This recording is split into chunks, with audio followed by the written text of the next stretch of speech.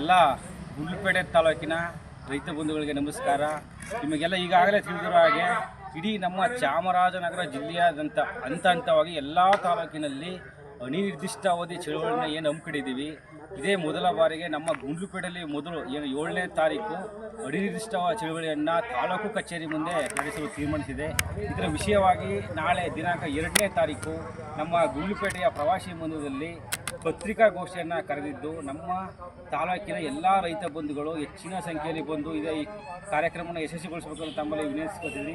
ನಿಮ್ಮ ಗ್ರಾಮದಲ್ಲಿ ಏನು ಸಮಸ್ಯೆ ಇದೆ, ದಯವಿಟ್ಟು ನಾಳೆ ಬಂದಂಥ ಸಂದರ್ಭದಲ್ಲಿ ನಿಮ್ಮ ಸಮಸ್ಯೆಗಳನ್ನ ಹೇಳೋದಂಥದ್ರಲ್ಲಿ ಈ ಚಳುವಳಿಗೆ ಅದನ್ನು ಕೂಡ ನಾವು ಆ್ಯಡ್ ಮಾಡ್ಕೊತೀವಿ. ಹಾಗಾಗಿ ತಮ್ಮ ಗ್ರಾಮದ ಏನು ಸಮಸ್ಯೆ ಇದೆ ಅದನ್ನು ಲೆಟ್ರ್ ಮುಖಾಂತರ ಬರೆದುಕೊಂಡು ಬಂದು ನಾಳೆ ಪತ್ರಿಕಾಗೋಷ್ಠಿಯಲ್ಲಿ ಅದನ್ನು ನಾವು ಸಬ್ಮಿಟ್ ಮಾಡ್ತೀವಿ ಅಂತ ಈ ಮುಖಾಂತರ ತಿಳಿಸ್ತಾ ಇದ್ದೀವಿ.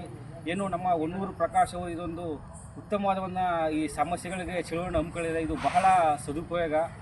ಈ ಸದುಪಯೋಗನ ನಮ್ಮ ಎಲ್ಲ ರೈತ ಬಂಧುಗಳು ಪಡ್ಕೋಬೇಕು ಅಂತ ಈ ಮುಖಾಂತರ ಕೇಳ್ಕೊತಾ ಇದ್ದೀರಿ. ವಂದನೆಗಳು.